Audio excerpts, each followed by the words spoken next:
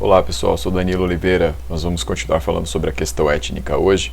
Hoje vamos falar sobre a questão étnica no século XX, como ela se deu. Então, dentro de instantes, nós vamos começar.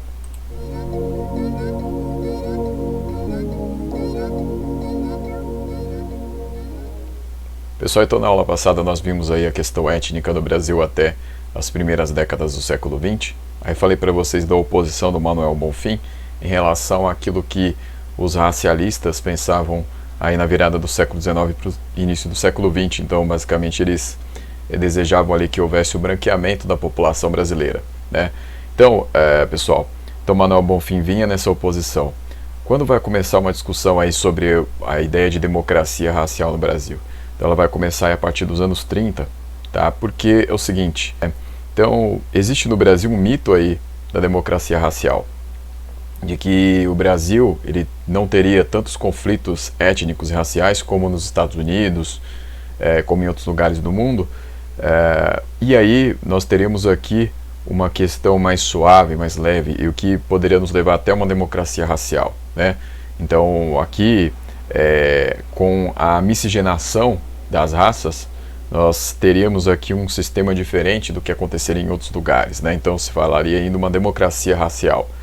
Mas só que o problema é que isso acabou se tornando um mito, né? Então esse mito ele tem uma origem. O que seria essa democracia racial no Brasil?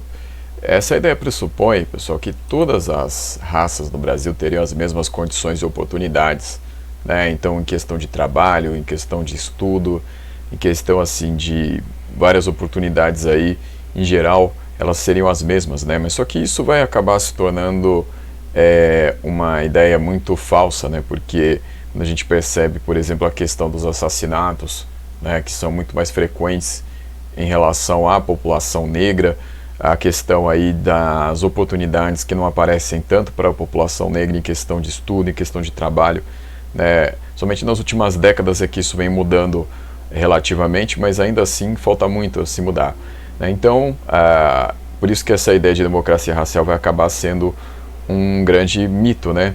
Uma grande questão aí que vai permear o século XX no Brasil, tá? Quando foi que essa ideia da democracia racial começou a ganhar força? Ela começou a ganhar força, pessoal, nos anos 30 do século XX, com um escritor chamado Gilberto Freire, no livro Casagrande e Senzala. Então, o que acontece, pessoal, é que neste livro, né, que vai ganhar muitas edições, se dá ali uma impressão de que era possível um convívio mais harmonioso entre as raças no Brasil, né? Tomando aí por pressuposto essa ideia de raças que ainda vigorava na época. O que acontece? Então se coloca ali de que o Brasil não teria tido uma escravidão da mesma forma que aconteceu nos Estados Unidos. Lá nos Estados Unidos, então, você tem uma escravidão mais violenta, né? E lá praticamente não houve miscigenação. Então aqui, devido à nossa miscigenação, nós teríamos laços mais cordiais entre os brancos e os negros, né? Então essa é a ideia de Freire aí, que na época vai se destacar pela questão de não mais acreditar nas ideias que se acreditava até então, né? De que haveria ali aquela superioridade do homem branco sobre a raça negra, né? Então o Gilberto Freire rompe com isso, ele não acredita nessas ideias positivistas aí que havia na virada do século XIX para o início do XX, mas ele vai ter aí essa questão aí que vai se tornar problemática de acreditar na miscigenação como algo democratizante, né? Então vai ser essa ideia que vai ser sugerida aí a partir da leitura do seu livro, né? De algumas partes. Nos anos 30, Vargas vai chegar ao poder, né? Em 1930 ele chegou ao poder. O que acontece é que ele também vai reforçar esse discurso de democracia racial, né? De que era possível, a partir da miscigenação, você ter essa equalização aí entre negros e brancos, né? E tornar uma sociedade ali mais homogênea, né? Então, de que forma ele vai tentar fazer isso? Então, ele vai trabalhar aí com símbolos, né? De forma a tentar criar essa ideia aí de que era possível fazer essa democracia racial acontecer. Então, por exemplo, pessoal, a capoeira, que tinha sido por tanto tempo proibida no Brasil, a partir do Vargas vai passar a ser valorizada, né? Mas é nessa ideia aí de fazer essa miscigenação aí no sentido cultural também, né? Então fazer essa harmonia racial acontecer aí a partir deste símbolo, né, que seria aí uma arte afrodescendente, né, uma luta aí afrodescendente, né, uma mistura de arte com luta. Então isso vai ganhar força aí na época do Vargas, tá? Além disso, né, nós teremos também, pessoal, o samba também vai ser um símbolo aí utilizado pelo Vargas. Então, nessa tentativa de criar esse ideário aí de harmonia entre as classes, o samba vai ganhar a vez também, tá? Então, além dele, também vai ter uma outra questão, que a Umbanda também vai ter aí vez nessa ideia de criação de uma democracia racial. Então, junto com a capoeira e com o samba, ela vai servir aí como uma junção, uma tentativa de junção para a criação dessa democracia racial. Então, o que é a ideia aí? A ideia é que a Umbanda ela reúne elementos dos 3 grupos raciais do Brasil. Então, o indígena, com a questão das ervas, o negro com a questão da espiritualidade, né, e o europeu com a questão ali da ciência, né, uma espécie de ciência que há ali na Umbanda, né? Então, esses elementos juntos fariam ali uma harmonização das raças no Brasil. Então, faria parte desse projeto aí. Vargas, lembrando que fazia parte dessa época aí onde se tentava criar um Estado nacional, né, no Brasil. Então, isso a parte cultural e a questão étnico-racial vai ser importante para a criação desse projeto de nação aí do Vargas. Já nos anos 30 e anos 40 vai começar uma crítica a essa ideia de existência da democracia racial no Brasil, né? Então, por exemplo, nós temos aí isso acontecendo, e um dos primeiros a fazer isso será o Abdias do Nascimento, né? O Abdias do Nascimento, pessoal, que vai ser um dramaturgo, vai ser um ator, que vai fazer várias formas aí de contestação dessa ideia de democracia racial. Então ele vai atuar, então, por exemplo, pessoal, na Frente Negra Brasileira, né, foi uma forma de fazer isso, né? E também no Teatro Experimental do Negro, né? Então a Frente Negra Brasileira e aí nos anos 30 e o Teatro Experimental do Negro vão ser iniciativas aí que vão dar voz ao negro, né? Por quê? Porque o Abdias do Nascimento ele vai criticar a ideia de democracia racial justamente porque ele não acredita que haja realmente essa harmonização social no Brasil, porque os negros eles continuam sendo ali excluídos das oportunidades melhores na sociedade, né? Então eles são marginalizados. Então, dessa forma, dar voz ali e a voz e também a atuação, né, para os negros, e aí ele vai escolher aí nos anos 40 a forma do teatro, era um jeito de tornar os negros protagonistas e mostrar a questão aí do combate, né? Então ele não acredita nessa ideia de harmonização, ele acredita na ideia do combate, né? da forma de inserir cada vez mais os negros como grupo no espaço, né? E um espaço a ser conquistado, né? Então o que acontece aí era destacar a identidade racial do negro, tá? Então a questão aí é que a sociedade, né, os espaços na sociedade precisavam ser disputados. Então isso aí que ele vai colocar cada vez mais aí o Abdias do Nascimento, que vai ter uma atuação política, né? Com o regime militar ele vai acabar sendo exilado, depois ele volta, vai acabar ingressando no PDT depois, né? Ele vai ajudar a fundar o PDT que vai ter uma das suas bandeiras aí, essa questão racial no seu início também, né? Essa questão aí nos anos 60, pessoal, nós teremos também uma outra iniciativa aí, uma outra frente nessa crítica da ideia de democracia racial no Brasil, que vai se dar, pessoal, nos escritos do Florestan Fernandes, tá? Então, Florestan Fernandes, que vai escrever um livro aí que vai se tornar célebre na academia brasileira, que será a inserção do negro na sociedade de classes.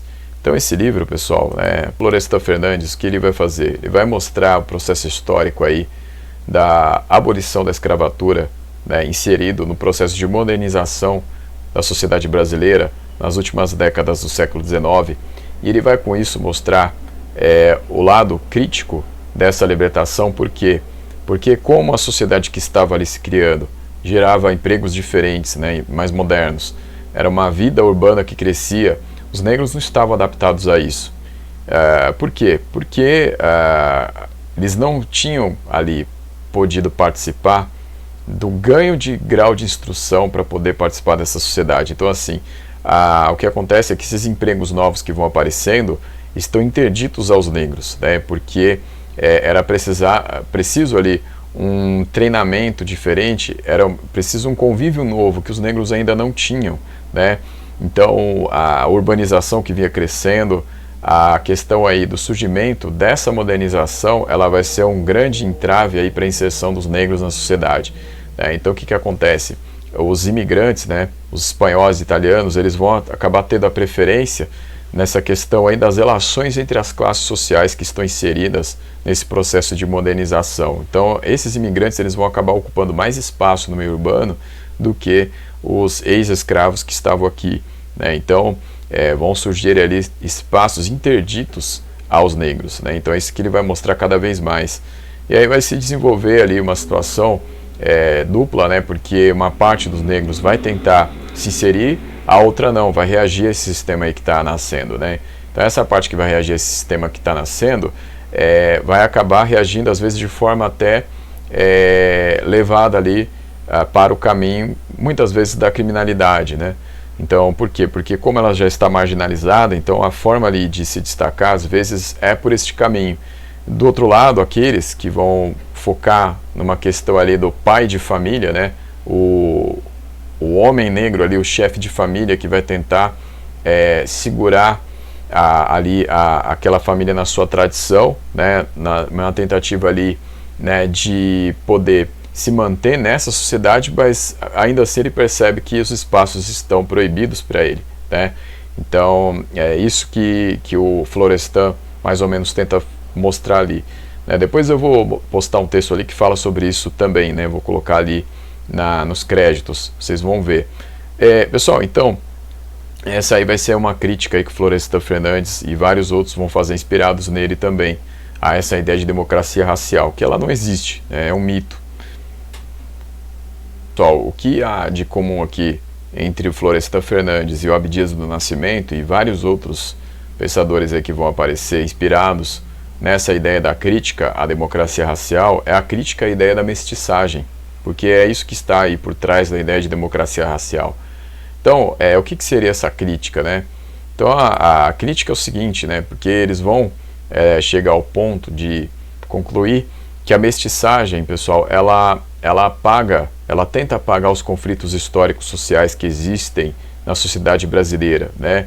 Em relação ao povo negro. Então, o que acontece é que a mestiçagem dá uma impressão de que, a longo prazo, esses conflitos eles não existem mais, né? Então, a partir da ideia de que todos são seres humanos, às vezes se passa a falar que não existem diferenças étnico-raciais no Brasil, né? E diferenças sociais entre as etnias no Brasil, né? Então, isso é uma crítica que se vai se fazer cada vez mais, né?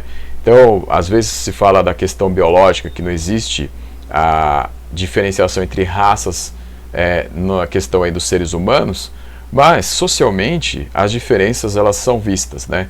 Então nós não temos diferenças genéticas, mas nós temos diferenças sociais. Essa é a crítica que vai se fazer cada vez mais, né? Então isso é um ponto. Outro ponto é o seguinte: a mestiçagem, pessoal, ela subordina o negro a uma delimitação imposta de cima, ou seja, pelo branco, né? Então o que acontece? Se é mestiço, quando o branco escolhe alguém para ser classificado como mestiço, né? Essa é a crítica que vai se fazer também, porque dá essa impressão assim de que só algumas pessoas são mestiças, né?